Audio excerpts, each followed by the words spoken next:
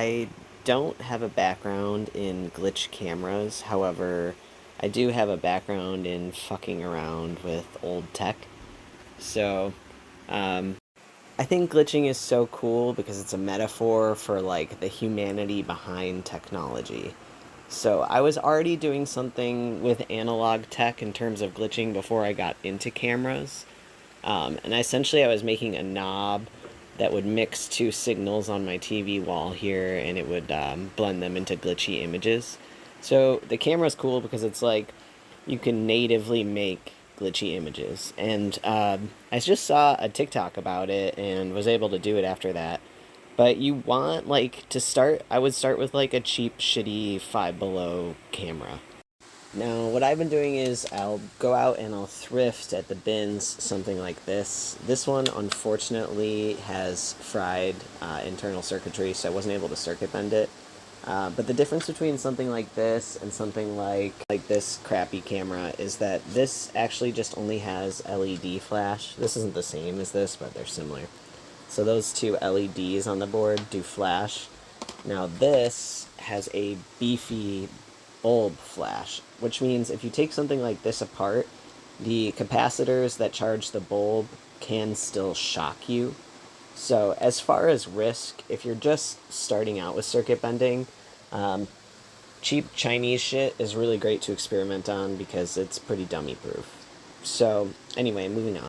I put a hot glue glob over just to keep it in place, but what you're going to look for when you circuit bend a camera is the ribbon cable coming from the camera itself. It's that orange cable there.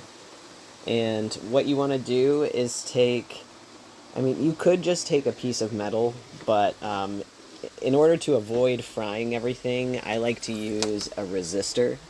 So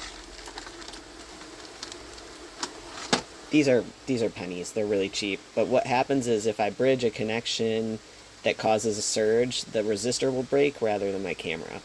So all I do is I would fold one of these in half. I'd take the two metal prongs and I would just touch them to the different teeth while the camera was on there. And it gave me different glitch effects, so I just searched around for the ones I liked. Once I found the ones I liked, I soldered the resistor right into them, and then I connected the resistor to this potentiometer, and then the input of the potentiometer I actually connected to ground. So what that does is basically as I twist this back and forth, it will tell the camera to give more or less like juice to that part of the signal that I bent. So here it is like maxed out, very glitchy, but I can turn it back and forth to adjust the bend here. Now I used a really high rated potentiometer. I should have used a lower rating so that I would have had more glitches, but this is my third attempt at a glitch cam, and the first one I've really been happy with. So yeah, that's what I've been doing.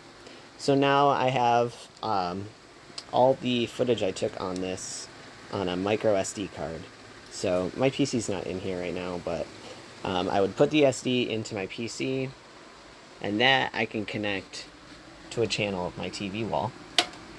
And once I do that, I can get the footage on the whole wall. I'll do that for you since you were patient enough to watch this whole video. Here is the same footage from the video you just saw, but now you can see it on a CRT.